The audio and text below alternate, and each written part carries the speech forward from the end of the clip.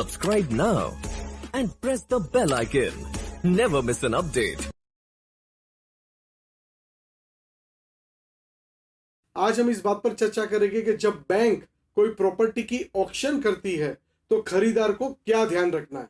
नमस्कार, मैं डॉक्टर हितेन मेहता कई सालों से फाइनेंस मैनेजमेंट और एनपीए मैनेजमेंट में अपनी सेवाएं दे रहा हूं। मेरे यूट्यूब चैनल में आपका स्वागत है।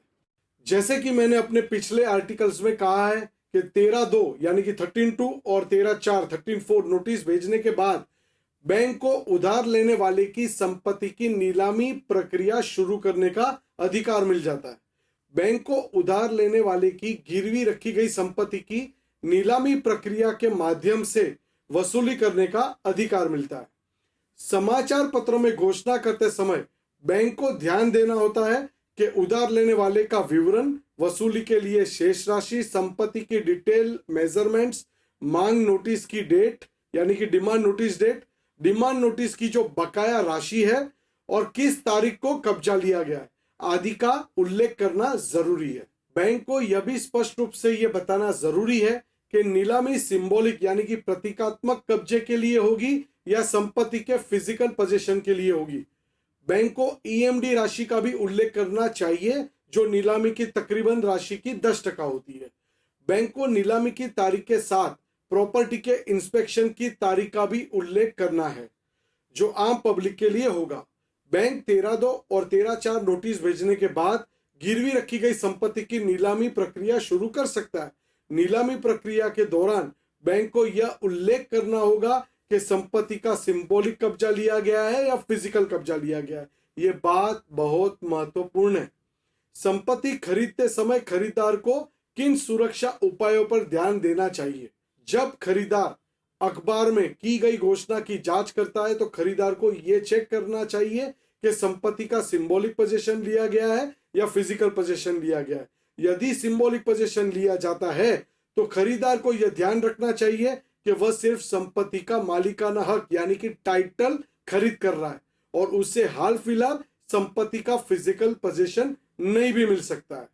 यदि खरीदार प्रतीकात्मक कब्जे वाली संपत्ति को खरीदने के लिए रुचि दिखा रहा है तो उसे पता होना चाहिए कि वह एक खास तरह का जोखिम ले रहा है।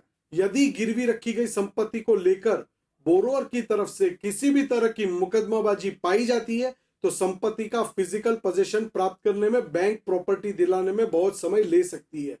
खरीदार का वो पैसा सुरक्षित रहता है जो उसने नीलामी में संपत्ति खरीदते समय चुकाया है। यदि बैंक संपत्ति का फिजिकल पोजीशन हासिल करने में विफल रहता है तो बैंक खरीदारों के पैसे वापस कर देता है। खरीदार को यह ध्यान रखना होगा कि सिंबॉलिक कब्जे वाली संपत्ति खरीदते समय वह सिर्फ संपत्ति का टाइटल खरीद कर रहा है। चुनौतियां तभी भी आ सकती है जब खरीदार ने वह संपत्ति खरीदी हो जिसका फिजिकल पोजीशन पहले से ही बैंक ने ले लिया हो। यदि कोई बोरोअर यानी उधार लेने वाला नीलामी नोटिस जारी करने की अवधि में ही नीलामी प्रक्रिया को चुनौती देता है तो डीआरटी माने कि डेट रिकवरी ट्रिब्यूनल नीलामी प्रक्रिया को मेरिट के आधार पर तब तक रोक सकता है जब तक कि मामले के सभी मुद्दे स्पष्ट ना हो जाए। खरीदार को यह याद रखना होगा कि एक निर्धारित समय तक संपत्ति का फिजिकल पोजीशन लेने के बाद भी यदि बोरोअर यानी कि उधार लेने वाला बैंक नीलामी को कई पॉइंटों पर चुनौती दे सकता है तो यह जोखिम हो सकता है, जैसे कि यदि एनपीए आरबीआई की गाइडलाइन के अनुसार नहीं किया गया है, यदि नीलामी प्रक्रिया ठीक से नहीं की गई तो भी बोरोअर यानी उधारकर्ता चुनौती दे सकता है और नीलामी प्रक्रिया में रोक लगा सकता है। गिरवी रखी गई प्रॉपर्टी यानी कि मोर्गेज में कोई डिफेक्ट है या बैंक गिरवी रखी गई संपत्ति को गलत कीमत पर बेच रहा है, ऐसे अन्य मुद्दे पर बोरोअर यानी कि उधार लेने वाला किसी भी निर्धारित समय तक इस प्रक्रिया को चुनौती नहीं देता है तो खरीदार को संपत्ति का पूरा अधिकार मिल जाता है। खरीदार को यह भी देखना चाहिए कि संपत्ति पर किसी भी तरह का बकाया तो नहीं है। ऐसे कई मामले भी सामने आए हैं जिसमें खरीदार ने नीलामी से संपत्ति खरीदी और फिजिकल पोजीशन लेने के बाद उसे बोरोअर यानी कि उधार लेने वाले से कुछ मुकदमों के कारण संपत्ति वापस करनी पड़ी। इस हालत में उसे बैंक से अपना पैसा वापस मिल जाएगा। सिंबॉलिक कब्जा खरीदते समय खरीदार को इस बात की जानकारी होनी चाहिए कि संपत्ति का फिजिकल पोजीशन हासिल होने तक उससे कई चुनौतियों का सामना करना पड़ेगा। नीलामी का निपटारा नहीं होने तक खरीदार का पैसा वैसे बैंक के पास सुरक्षित है।